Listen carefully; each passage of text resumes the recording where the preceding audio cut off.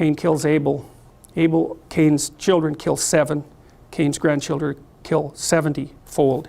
And then Tubal-Cain pops up on the horizon, and he's the person who makes artifices of war. And so the story, in its fragmentary manner, ties the individual psychopathology that's resentful and revenge-seeking to the proclivity for broad-scale warfare.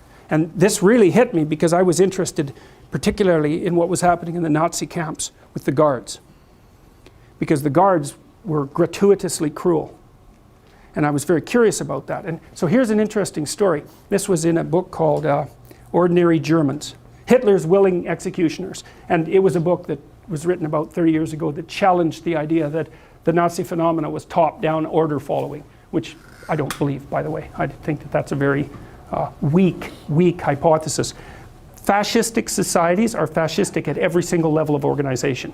Spiritually, within the family, within the local community, it's like a holograph. It's the same absolutely everywhere.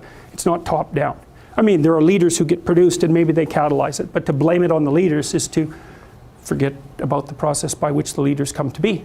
So, no, you don't get a pass that way. So here's one of the things that happened. As the Nazis started to lose the war. So here's what you should have done if you were a Nazi and you wanted to win the war.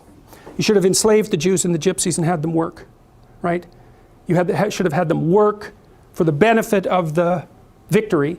And then if you wanted to, you liquidate them afterwards. That's the logical thing to do if you want to win. And we assume that Hitler wanted to win. But that's not a very intelligent assumption. Why would you assume that? He wasn't exactly a good guy. So why should we assume that he was aiming at the good that he was promoting, even in his own terms, right? The glorious, everlasting Third Reich, right? That'll rule for 1,000 years and be a bastion of civilization and music, because that's the sort of thing he purported to be interested in. Well, so what do you do with the Jews and the Gypsies?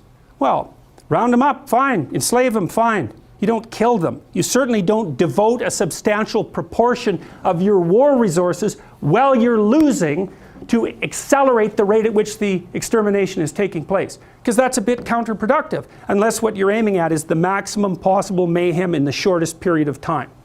Well, so what happened as the Germans started to lose the war? Did Hitler lose faith in his own ability? No, he believed that the Germans had betrayed him with weakness. And so he was perfectly willing to accelerate the rate at which Germany was losing the war. And so when Hitler and his minions had the choice, here's the choice. You can suspend your unnecessary demolition of people, win the damn war, and then pick it up afterwards. Or while you're losing, you can just accelerate the mayhem even though it's counterproductive. It's like, what'd they pick? Well, they picked to accelerate the mayhem. And so to me, there's an old psychoanalytic idea. I think this was derived by Jung. If you can't figure out what someone is doing or why, look at the outcome and infer the motivation.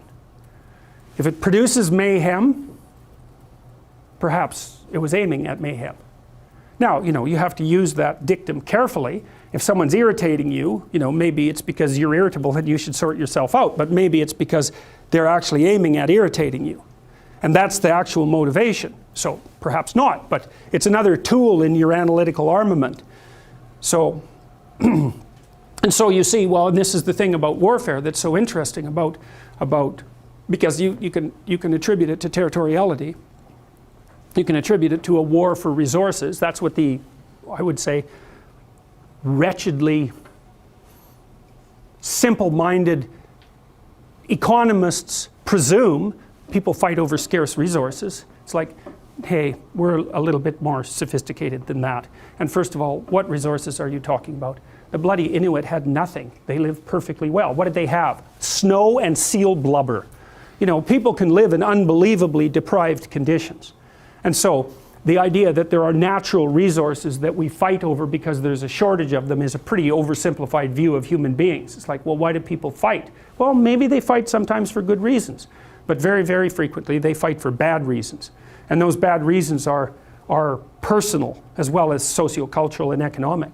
If you were a Nazi prison guard, for example, whatever pathologies you were carrying around in your destructive little soul, whatever element of Cain was deeply embedded in you, had the opportunity to be manifest fully at every moment of your waking existence, right? You had these people who were completely beholden to you, with no rights whatsoever, to whom you could do whatever your evil little heart determined. You think, well, maybe that was a motivation for putting them there to begin with. And all the cover story about, well, we're trying to build the Third Reich, and we're trying to stabilize the state, and we're trying to do all these good things. Maybe that's just a cover story for the real motivation, which is nothing but what? The construction of death camps that killed 6 million people. How about that? And the obliteration of 120 million people on the planet, and the leaving of Europe in ruins. Maybe that was the motivation. Or are we going to attribute to Hitler the highest possible motives? Say, no, it's an archetypal manifestation of Cain. Now, he's going to put up a front that says, well, I'm your savior. It's like, well, destructive people think that Cain is their savior.